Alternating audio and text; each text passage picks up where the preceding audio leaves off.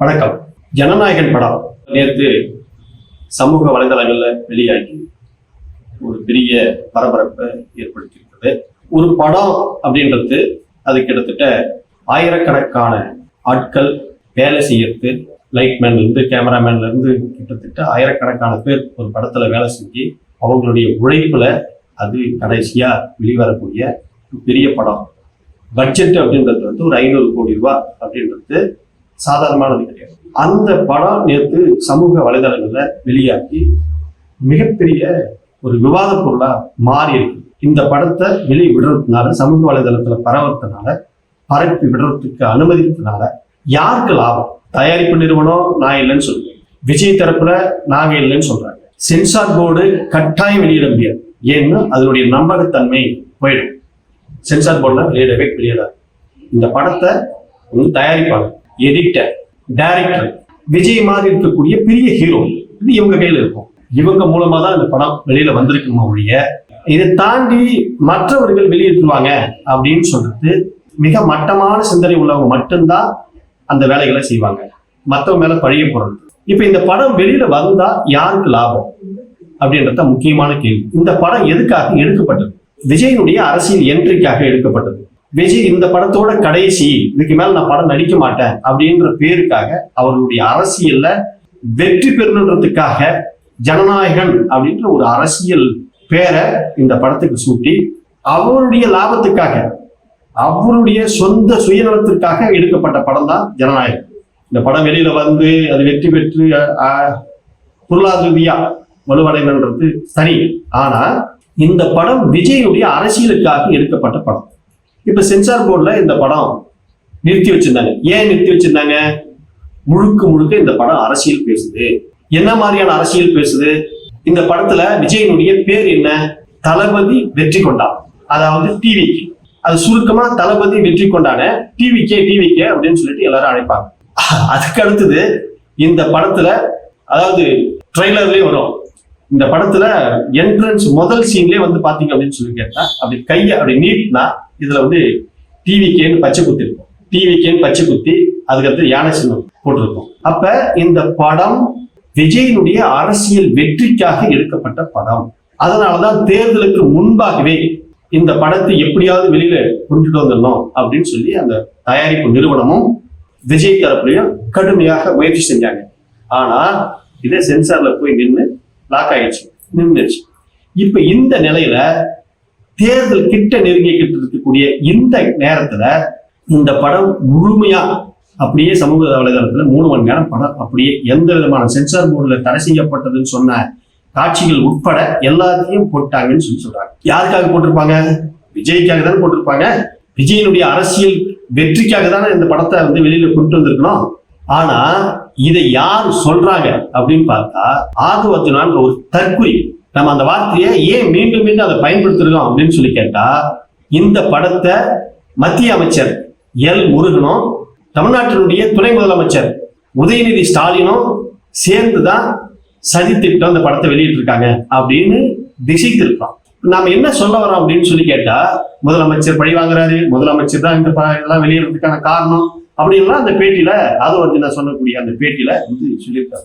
அதாவது ஒரு தொழிலை செய்யக்கூடியவர். இப்ப உதயநிதி ஸ்டாலின் இருக்காரு அப்படின்னு கேட்டா, அவர் படம் தயாரிப்பாளரு, நடிகரு, அவர் ஒரு கம்பெனி வச்சிருக்காரு.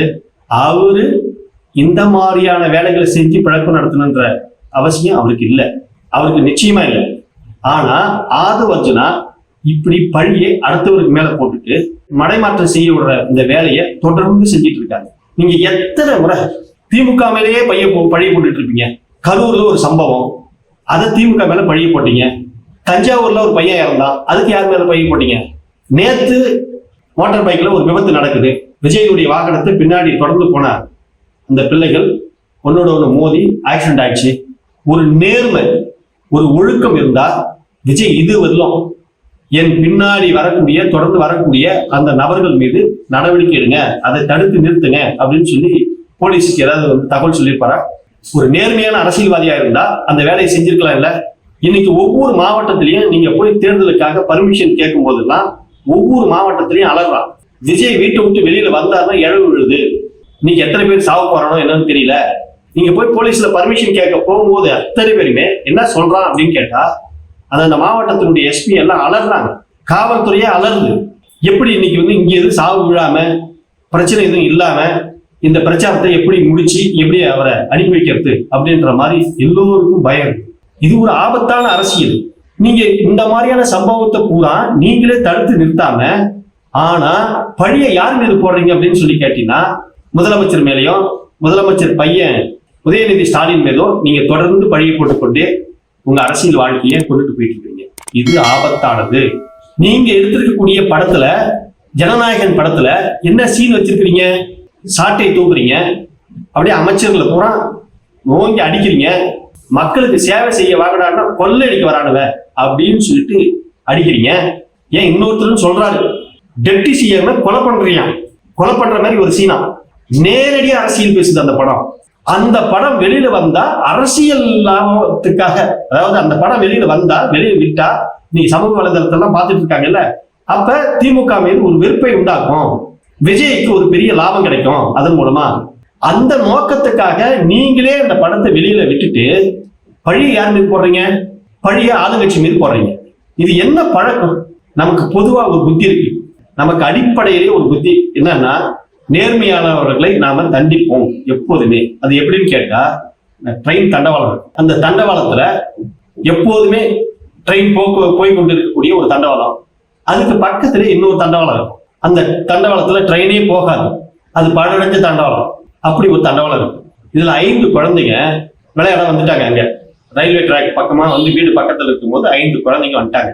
அதுல ஒரு குழந்தை ட்ரெயினே போகாத ஒரு பழடைந்த பழைய தண்டவாளம் ஒண்ணு இருக்குல்ல, அங்க விளையாடி கொண்டு இருக்குது.